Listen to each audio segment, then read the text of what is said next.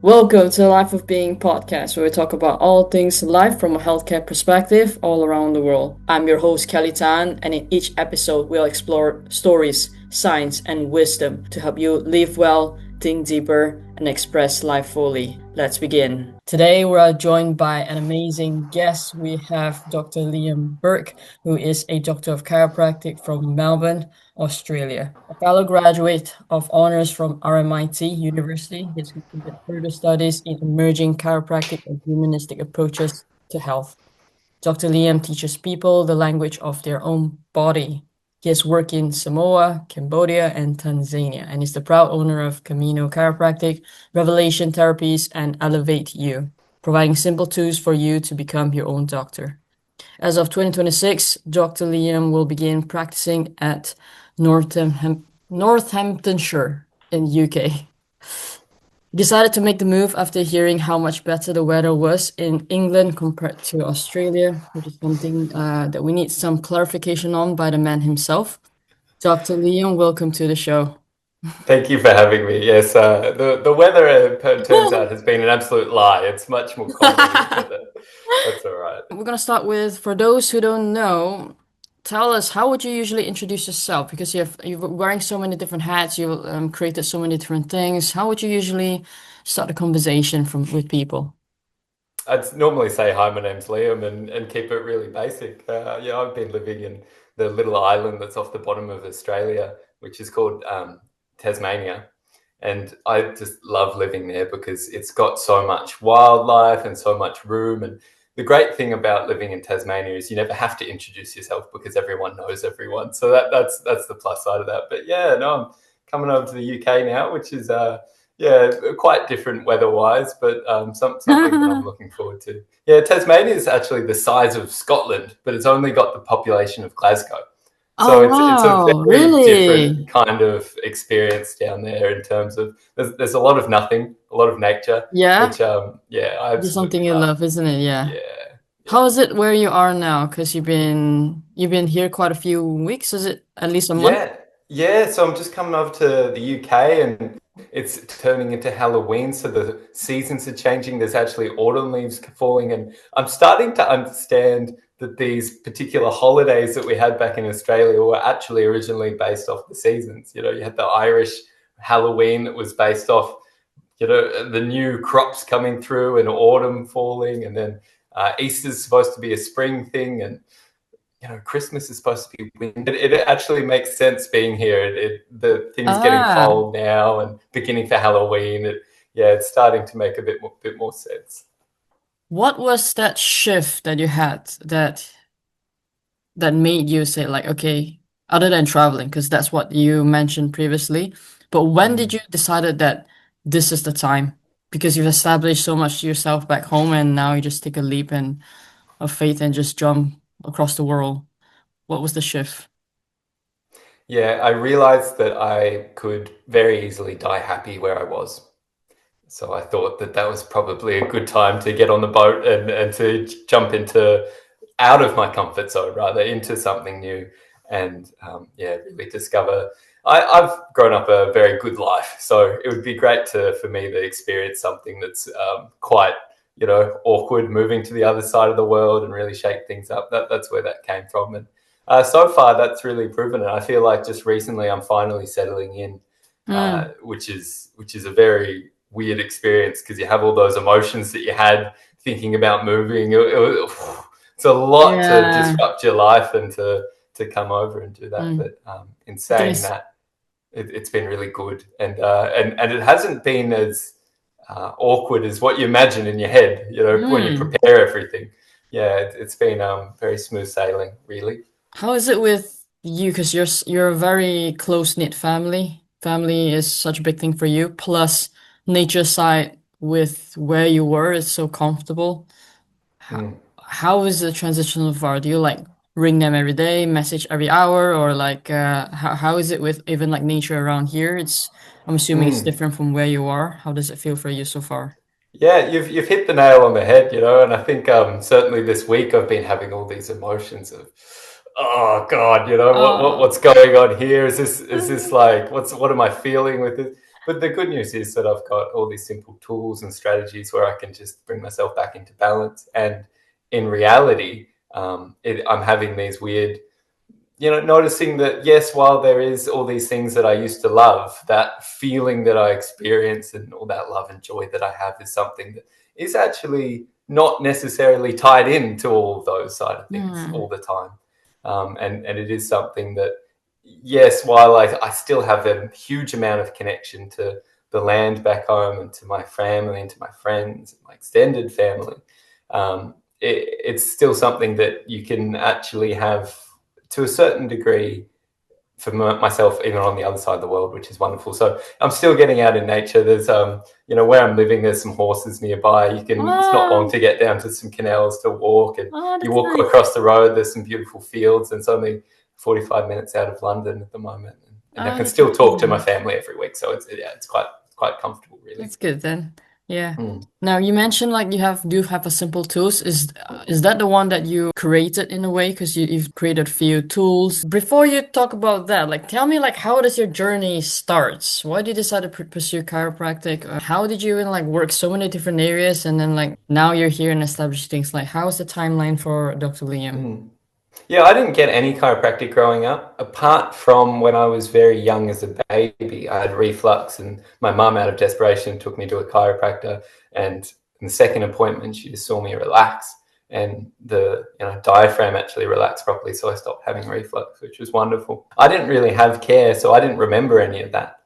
But that connected me into someone that she knew who was a chiropractor locally, and he was such a generous, nice person that I'm like, right, I'm going to go and study this, not knowing anything about it other than just going to this guy's office once. And I could feel myself being led, which is the same thing I felt myself being led to move down to Tasmania. I felt myself being led to move over here. And every time that I've had something, big change, I've always felt a big knowing that that's the right thing to do. People often ask, how do I know that? It's normally when my brain goes really, really quiet when I think about it, and I can just see it. It's not much of a mental thing. It's not like I have to effort to do it. It's just like, actually, no, that's everything else is not the right answer. So, people say it's quite courageous to make big moves like that, and it is. But for me, the main feeling that I have with it is that I know that it wouldn't be the right thing to do anything else. That's pretty much the only way that kind of clarity comes through. And I think for myself, which is why I love to do what I do, that really comes from something that I can sense within my body, and a feeling that I get from, okay, how do I experience my life and myself when I'm in this situation? So my body goes relaxed and my mind goes still anytime I'm kind of doing the right thing. And a really good example of that is when I graduated, the first thing that I did was move overseas just for a few months to Tanzania, not Tasmania. They're very different. Tanzania is in where the Lion King set in East Africa. Yeah. So that was great. I was working with kids who had cerebral palsy, the kind of conditions which you wouldn't see normally, that they saw you and they're like, right, help us. And you're just like, these are things that I would prefer to have a support network of different practitioners for, but unfortunately there isn't that really good support network over there. It's just quite sad. So that was a horribly tough experience, but one also very rewarding, and it really lit a fire in myself for humanitarian work. And I realized the power that you can really have an impact on in your own community and the place where you settle, rather than in a place where you're perhaps foreign. You still can, but it's amazing to see the impact that you can have just by doing what you do on an everyday level. I've been doing Camino chiropractic stuff online, which is great, and I can still have these effects on people and practice members and patients from across the world, which is really wonderful. So maybe what I say locally, what I mean is within your own community, and that's what I base everything that I do on, is trying to make sure that there's that I'm a part of a community that is actually supporting everyone else. And it's the same. I'm going on a tangent here, so stop me if you need to. Go for it. It's the same with the tools. You said the things that I've created. Created is a strong word. I suppose that's right. But it's more that I'm providing resources for people. And sometimes that's sitting down with people and saying, what do you do that works really well? What's already happening? And that's normally when I start writing down the protocol. They've written half of what's going on in through there, but they look at it in a different light. So often it's just about reframing. It's like, oh, I didn't realize that. They have an aha moment, a sliding door moment, and then they have a revelation. And that's what revelation therapies is all about. What is Elevate You a bit similar, or is it Elevate something? use the education side of things. Ah, wow. And all Yeah. of this is more on part of your Camino chiropractic that you, Yeah, Camino Chiropractic is my actual, the practice, whole, and yeah.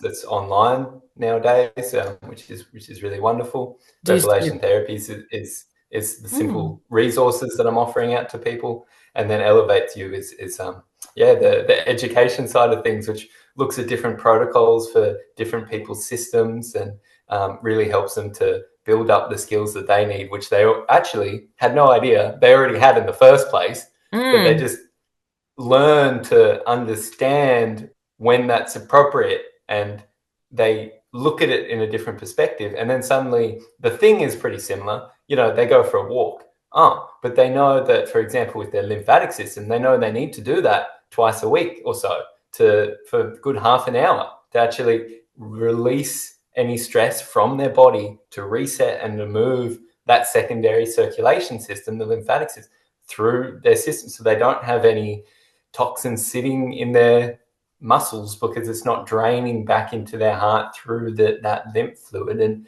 actually having everything moving and relaxed. And then, so that's one side for the lymphatic protocol, and the other side is just making sure that they've got a bit of lean muscle, so they're picking up some weights, even if it's just at home for half an hour a couple of times a week. And then suddenly they're like, oh, I can do these things really easily. Combine that with a little bit of massage on the areas where there might be some blockages, make sure your nervous system's working well with chiropractic. And then, hey, suddenly people are really shifting from these places where they kind of have this swelling in their muscle tissue, but it's not hot, and they don't really recognize what it is, to actually going, oh, I don't feel sluggish anymore. I don't have the brain fog. What's that about? I'm actually feeling like, oh, I've lost weight, but it's not necessarily, muscle or fat or something like that. It's just, oh, some fluid isn't being, in my arms, and Mm. I feel a bit brighter. That's a little overview of the lymphatic protocol, which is an example of one of those things that I've got up on the website and the social media, because it's just something that I think that all practitioners should be doing. And more than that, putting that aside, is something that I really think that all kids should have access to when they come a problem with it. So that means that the parents need to know how to educate the kids. So they need simple Mm. language to be able to do that. But that means that the whole community has got to be there to support people. So that's what drives me, which was one of your questions that I had a feeling that you're going to ask me, is what my drive is. And it's having those Yeah. kids actually being able to have a really big and beautiful, joyful life, because people have just told them in simple language that they understand and their body understands what's going on for them and what they can do about it. Since when you know that this was your calling then? Did you know it because you mentioned you don't have it before, you before uni, or like how does it, where's the timeline for Yeah, you?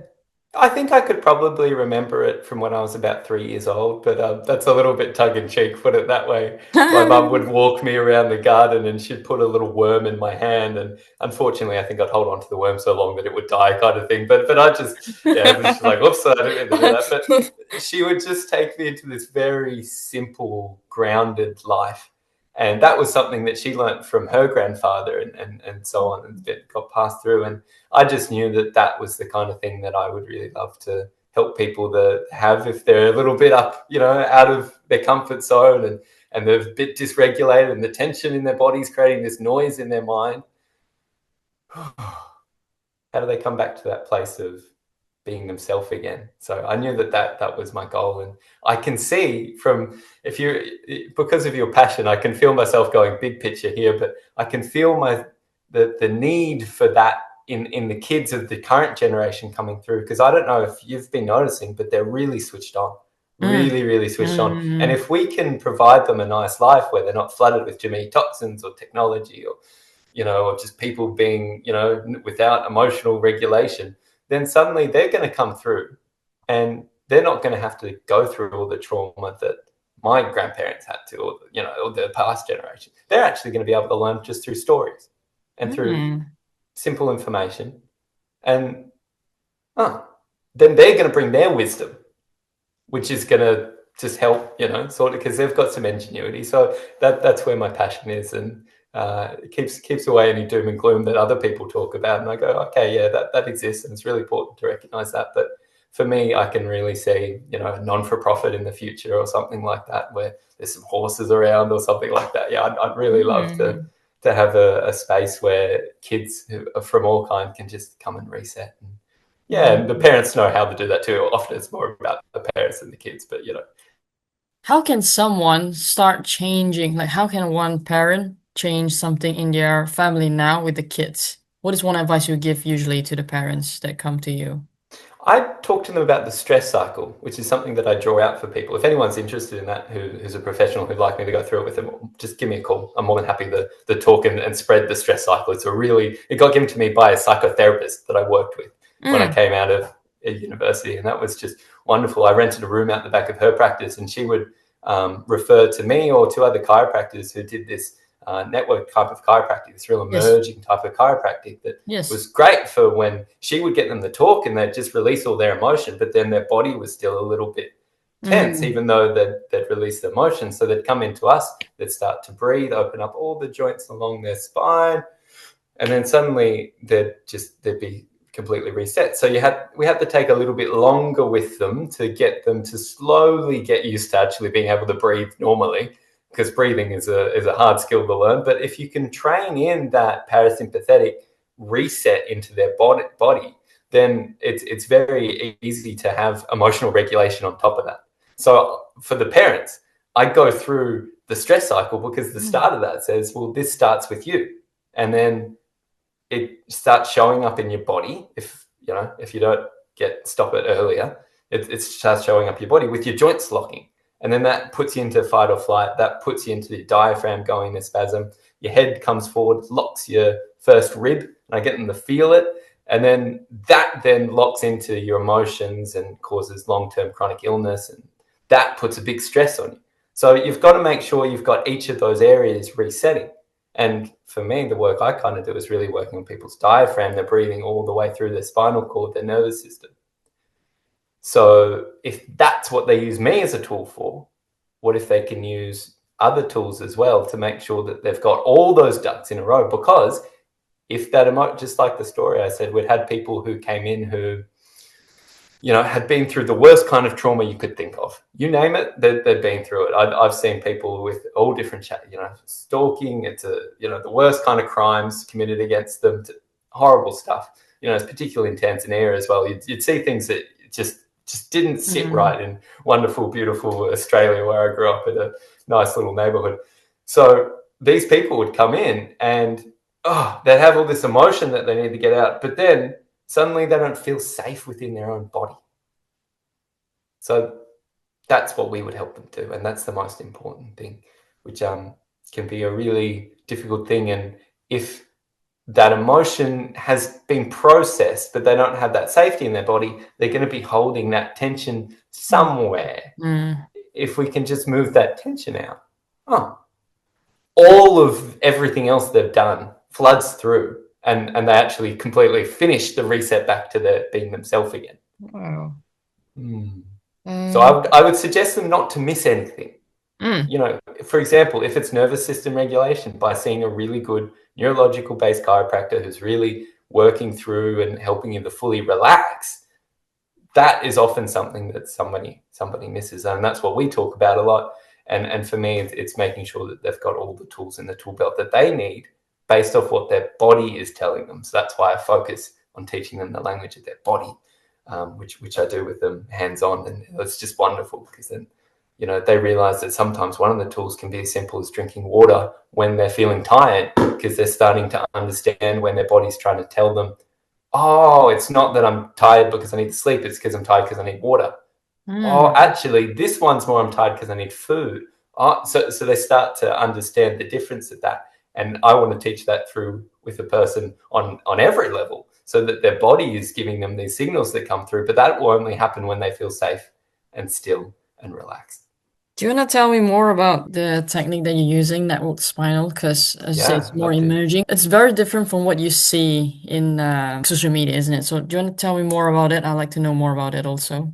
Yeah, very much so. The way that I explain it to clients when they say, hey, what's going to happen is we're just going to get some breath moving through your body properly. I'd be talking about what's going on for them. So, for example, if you and I have been sitting in a podcast for a long time and our heads are in a bit of an awkward position because of how we're talking on the computer, then one of the things that we'd find is that there's a lot of tension at the base of the neck. So this is really standard kind of stuff, right? This isn't anything new. But when I've been going through the process with someone, I want to get them to look at what's underneath. Network is just a whole bunch of different techniques put together. That's why it looks a bit strange, because it's not just, let's look at the Gonstead listing or the diversified movement or any of these chiropractic techniques. It's not just looking at the sacrotuberous ligament that looks at the dural tension or the esoteric, but it's actually combining also or all of them into 5 different distinct patterns that we just need to see where the person's at, because we're looking at it from not just a chiropractic perspective, but a humanistic perspective. And that's pretty much the major shift.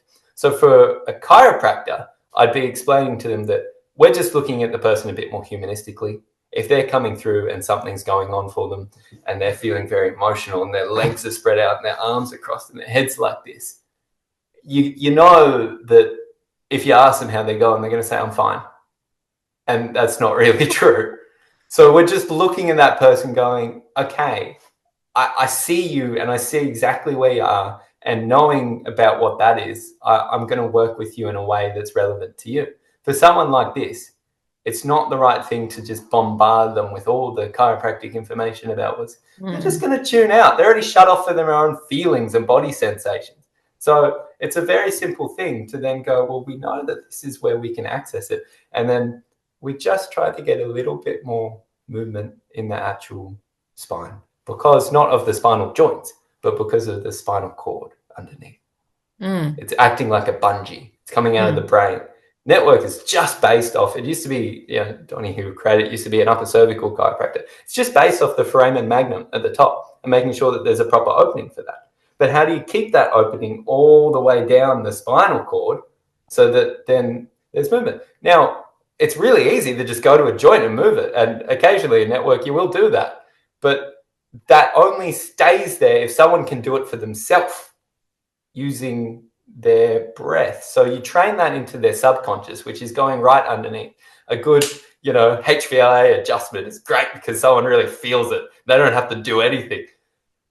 But what we do is we actually get them to work a little bit harder, where they actually have to be really present. They have to be still in their mind, because we're trying to train that stillness from their mind and change their whole state into a place of relaxation. Because from there, we can actually have the brain in train the areas where the muscle is and to relax it. So again, how would I explain that to a patient? It's just saying, hey, this is where the joints in your spine, that's where it's tense because of how you've been sitting at the computer on the amazing podcast that you were doing with Kelly. What you need to do here is just get a little bit of breath coming up from the bottom, get a little bit of gapping in each of those joints as that breath moves up in a wave-like fashion.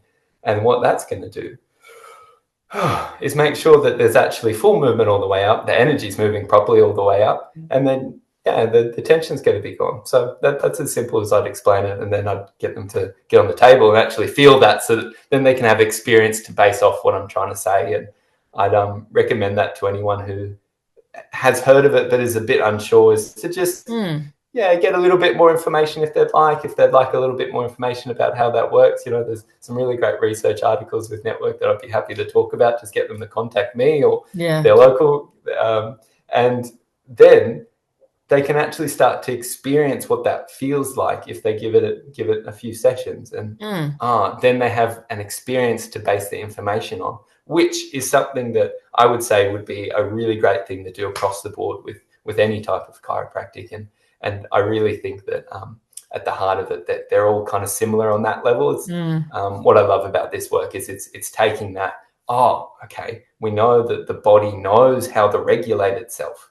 All we have to do is create safety for it. And look, the regulation's happening. How do we actually get them into that place where they're feeling safe properly? That's the technique, if you will. It's just making sure that happens, which most chiros know about. So most chiros tend to do it, It's just making sure that that's what we're training in, and then building every single session so that they get not just, you know, the general type, but actually a more consistent and a exponential growth in that level. That's it. Wow. You mentioned that it's taking from different aspect of Technique. the art per se. Yeah. And it's not similar as SOT, but is there components of it? Because SOT does like Dura also. Is it Absolutely. similar, or is it Yeah. like way different Yeah. protocols because there's different patterns? Yeah, it's not just copying those techniques, and you'd have to ask. It's one of those things where the guy who created it, Donnie, if you watch any of his stuff, you'd be a little bit. You'd be like, oh, okay, there's a lot there, and the language that he uses isn't the standard kind of language, because he doesn't really care about using kind of standard language. He's trying to bring through a different awareness, which for a lot of people can be, especially Australians, can be a little bit like, oh, what's that about? Whereas the people who are open to that are fine with it. One of the things that I'm really passionate is just making sure that we use simple language so people feel safe when they hear about these kind of things like that. But, you know, he had a very different awareness of things growing up. So what that meant is that when he was working with people, they'd be having these unusual results. And he said, I can't teach that because I've got such a differently wired brain. So people used, this is probably more technical than what you asked for, but they watched him to see how he was doing it, and he learnt about all these techniques. And then they patterned off what he was doing. So it was a culmination of those things. It wasn't like he just took the technique and then overlaid them on top of each other. It was more that he integrated it, and then he brought in this awareness that he had. And then he saw, oh, okay, so we can work with the sacrotuberous ligament to actually get the sacrum to sit in the right position so the dural tension works. Oh, okay. So we brought in Logan as one of the phase 3, these kind of things. So the head check with the changing the leg length when the head moves. This is something that we use in network too. So it's just, it's these kind of things, but it's networked together in a very unique way, as is quite self-evident for chiropractors looking at it. They kind of go, well, this is a bit too unique for me. They use it in a bit of a different sense. But I think what's great about it is it's really putting the nervous system in first base and working with it from that level. And I think it makes sense to people once you break it down into, see how this has come from this technique. This has come from this. Great. So why don't, instead of we just like getting in and getting the joint that's stuck really moving again, which I love to do, and I think is a really good thing. And, we'll still do that if there's, a hyperactive kid who can't even relax. Maybe we could actually go instead to where the joints are already moving. And what if we just get the body out? That's better. And then there's movement coming through just because of the way the person's moved on the table, because of how they're breathing properly. So they can't do that into a subluxation. It doesn't work, but they can do it into the area where there's the most dural tension, in the exact component where there's enough relaxation in the muscle tissue. So you find that point, which is one of the facets, and suddenly the brain connects in with it, resets all the muscles. Does that happen very quickly? Well, once people get good at it, yes, it does. Does that, need a little bit of training? For most people, depends how, what's going on for them. Sometimes it can. But that's why people come to see us as practitioners, and why it's a really important thing. And what you're doing, is it also just network, or do you also, is lymphatic in part of it, or is it something external you're doing? Because you're doing a lot of different things. Tell me more about that. Yeah, so the lymphatic protocol that I'd be talking to people about is something that I just educate people on. It's a good, and normally I start people off on a nervous system protocol. Okay. Which they love, because you go like, hey, everyone should do this. And I've got a nice little protocol where people can, jump on and they can look at it and they go, oh, great. And then they can engage with it. So if they actually realize that all this conversation we've had about their nervous system being like, it's the fundamental, that's the first thing that they should do. Because if that's not working, how is their circulation going to be good? How is their digestion going to be good if they don't have circulation? How's the lymphatic going to be good if they don't have good digestion? Or, like if it's all clogging up, they need to make sure there's no sluggishness. and then we don't even talk about the endocrine system until we actually get the basics right. So it's just about bringing people back to basics. And as we know as practitioners, the brain and the spinal cord, which came before the brain, is so back to basics that it's ridiculous. And if people can then use actions which then support that basic level, oh my God, it's a game changer. It's an absolute game changer. So do I use different things? It's still using all this knowledge that I've learned. It's still using these principles about how do we train the nervous system in a place of safety. But it's just giving the educated mind a little bit of something so that then they can actually fuel that change that, we might use the word innate as practitioners. That really comes from being fueled by their educated mind, where they don't quite understand it, but they know what they shouldn't do. And if they have that as an education level, great, then they can just go in and then they can feel it and make the physical movement change through their body. And in my language, I'd say that they start to not learn English, not learn French, not learn Mandarin, but learn a whole different language, which is the language of the body, which needs a name. I'm trying to coin one. I'll get there soon. Not sure what to call that yet, but that language is an entirely different thing. If you speak, we know from hypnotherapy, if you speak into someone's brain, you should not think about the polar bear. They're going to think about the polar bear.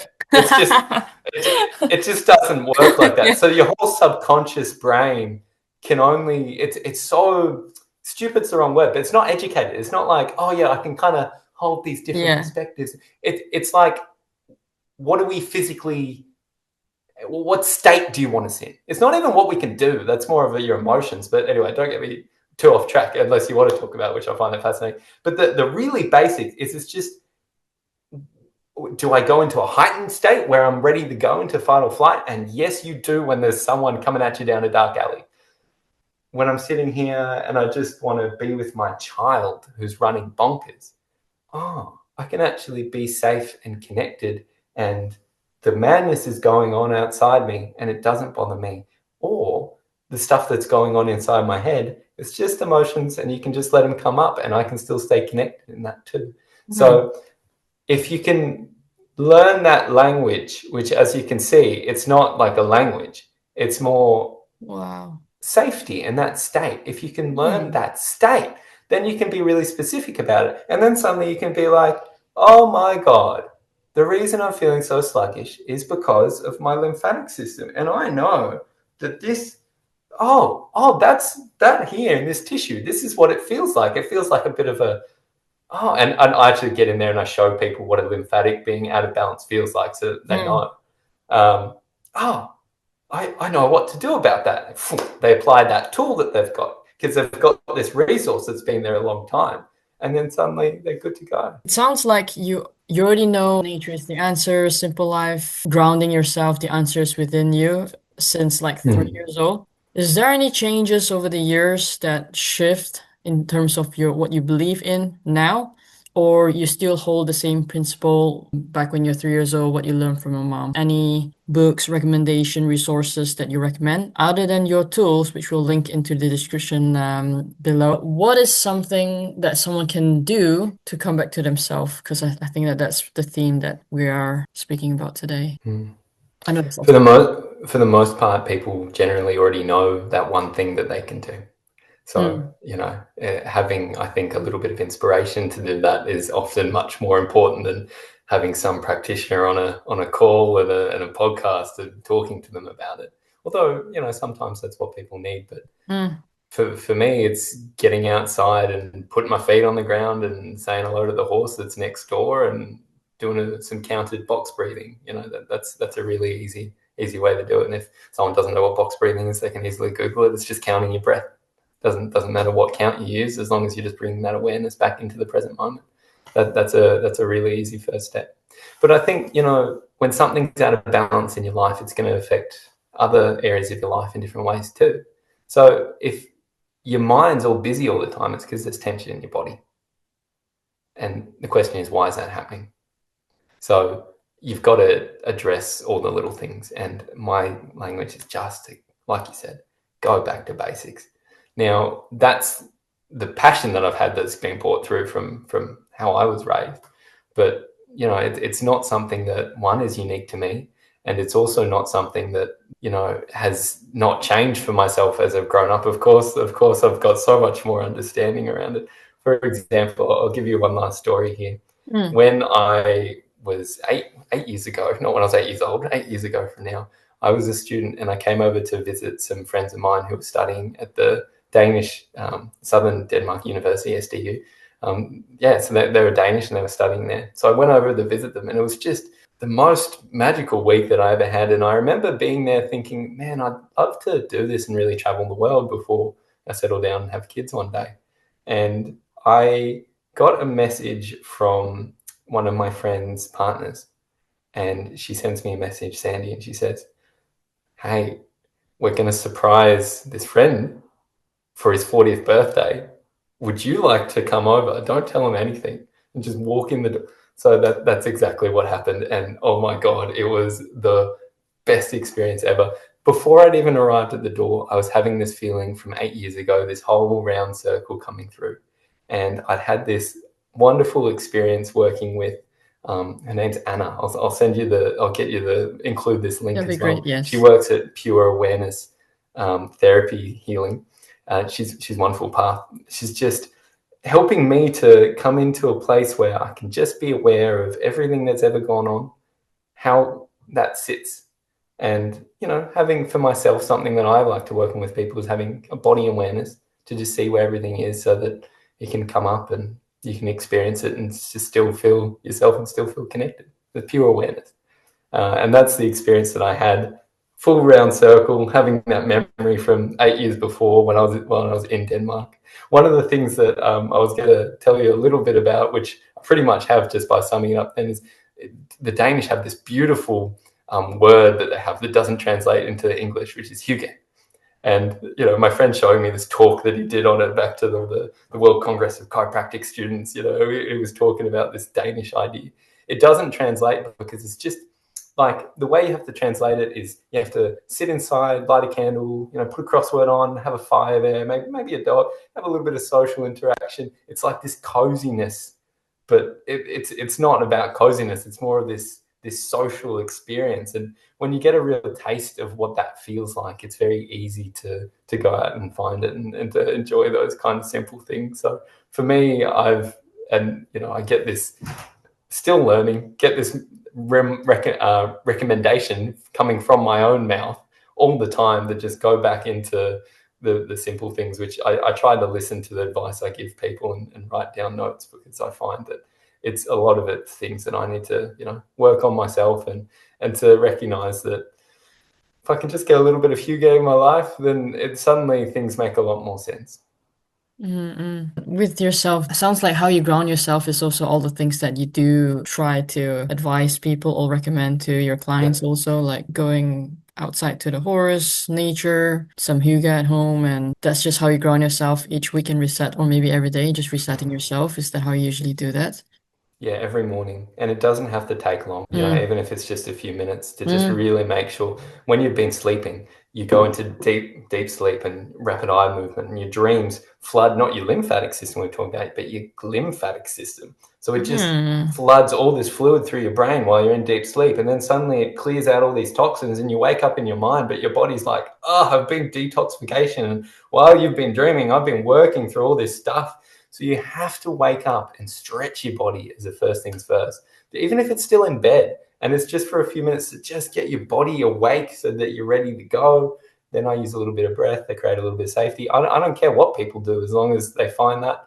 Another great one is herbal tea, because it goes right down into your gut and it's like a heat pack, creating more circulation. So then your vagal nerve activates and then and suddenly your digestion moves a lot better. That's something that I got taught from, you know, the people came up to me like Eastern wisdom. You just drink tea with breakfast, with lunch, with dinner, you know, get this green tea or peppermint tea or chamomile tea into, and it's the best advice. I put it onto protocols for people, because if they go back to the basics on those levels and understand how it interacts with their body and their nervous system and what they need, and when they're feeling out of whack, the first thing that they should do is stop and go, is this mine? Okay, yeah, this is actually something that's happening within me. So then where is it happening? Tune into that space. Is it good or is it bad? If it's bad, just get rid of it. How do you do that? Find one of these tools that you can do that with. If it's good, then it's like, oh, okay, actually, that's not so much a problem, right? So it's just getting that. For example, if you're racing too much and you're kind of in your head, you're like, oh, this tightness in my chest, that's that feeling of anxiety. I'm just going to sit and count my breath. Okay, I've reset myself. Great. Simple as that. Yeah. That's exciting.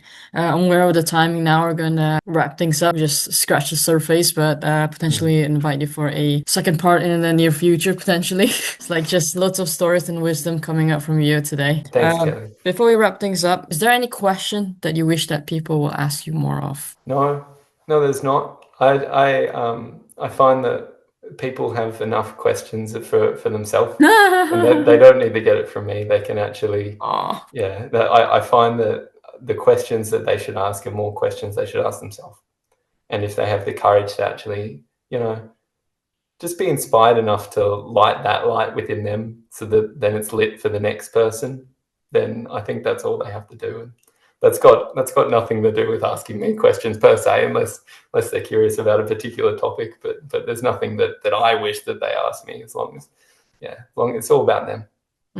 The answer is all within you, and you might need a different perspective or different reframing from another person, which help you find your answer within you. Can you write that down? That was really well said. I was like, that's all I'm learning for like the whole hour. That was. You mean you just summarized what I said into one sentence? That is very useful. All right, I'm going to make sure I take notes. Okay. Write it down. With that said, is there anything you'd like to leave your listeners? Yeah, it's just a matter of making sure that you walk on your own 2 feet. I've been reading a book that's called that by Therese Badigian, who's one of my great mentors. And I just make sure that the people are doing that so that they can stop and listen to the language of their own body, because that's where that language comes from. That's actually them. And these kind of resources, if they're a chiropractor who's struggling to set up their own practice in the way that they want to because they're doing associateship, that's a really wonderful book, On Your Own 2 Feet. It's amazing. If they're a mum who's stressed out by their kid, then resetting themselves with some massage that teach their body how to relax is a really good thing. So there's no one thing that I've got, but what I would say is that I think it's so fascinating to have the amount of curiosity that, say, you do, to be reaching out to all these different practitioners and to keeping that going. And I think that the people reaching out here it's infectious. It's certainly spreading to me. So I imagine that's also happening to them. So thank you for that curiosity, and thank you for your passion to actually spread this information wider. I think it's such an important thing, and I really appreciate the work that you're doing. Well, thank you, Dr. Liam, for sharing your time and your wisdom and your knowledge with us in this episode. Where can we find you? Where's the best place you can find you? You mentioned that your website is still building at the moment, or like relaunching. Yeah, we're just resetting it as I'm moving over to the UK. But that's going to be happening from before this is released, which is really good. You can find all the links onto the websites and the resources and the lymphatic protocol all on my Instagram or Facebook, which is at Dr. Liam Burke, all one word. So that's the easiest place to find me, and everything's there ready to go. Yeah, we're gonna leave your information, your website, and your Instagram handle in the description, and then you can just always feel free to reach out to Dr. Liam. He's a nice person, and he'll definitely be happy to help you out or have a short discussion. Thanks, Kelly. Really appreciate it. Thank you for your time there, and we'll speak soon then, Dr. Liam. Take care. Bye-bye. Thank you for tuning in to the Life of Being podcast. Let us know what is your one key takeaway from this episode, and if this conversation inspired you, share it with a friend who might find it helpful today. Until next time, take care of your health and take care of your being.